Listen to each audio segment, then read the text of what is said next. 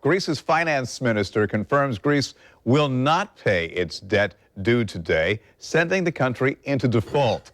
What does this mean for the global market? Joe Krier with Krier Wealth Management joins us back here on the morning show.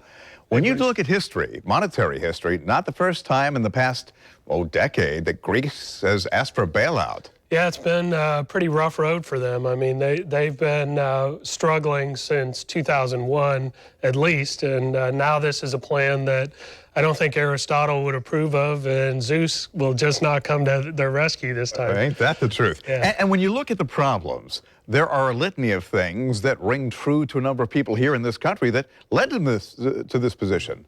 Yeah, for sure. I mean, it's when you talk about excessive government spending, you have high pension costs. There's a lot of things that are similar to the U.S. The thing that they don't have that the U.S. has is we have the ability to create more money and pump it into the system. Greece is part of the Eurozone, so they don't have that option, and that's where the problem is coming. And that's who the debt payment is to, is sort of big brother over there. Mainly it's Germany is the most powerful country over there that's looking for payment today. And a lot of people actually believe that the EU, the European Union, is just a big experiment. Mm-hmm. Definitely, and you know, it's been around for about 14 years now, and the idea was to band together 15 or so European countries so they could have a common currency, and it would be easier to do business across borders and so forth.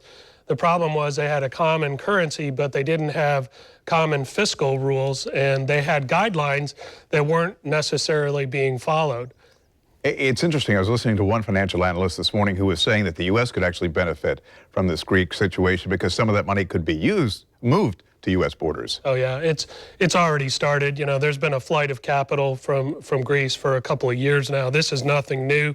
The current prime minister was elected back in January, and everyone pretty much knew it would come to this at some point.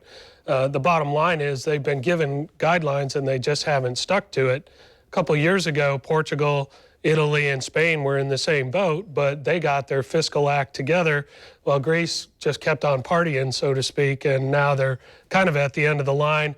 And this is a showdown that's going to come to a head this weekend, and we'll see where it goes. It'll be interesting to see what happens. Let's go to another big financial headline.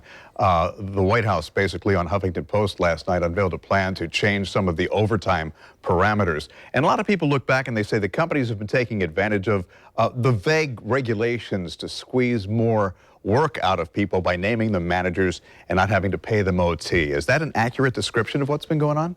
Probably, in as much as, you know, corporate America, that's what they do. They find ways to get the most out of the resources they have. In this case, it's people.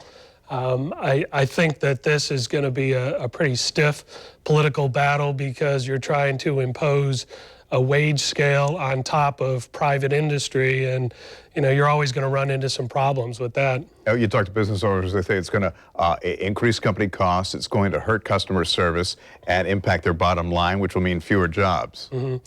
I don't know that I would totally agree with that. I mean, that's political theater, perhaps. In the end, ultimately, it might end up increasing employment because a company's going to hire a second employee rather than pay the first guy double to work extra hours, or more part-time people could come into the mix. You know, and that's what happens. Regulations come along and companies find a way to work around the edges. Once again, we'll see where it lands. Joe Krier, always a pleasure. Appreciate it.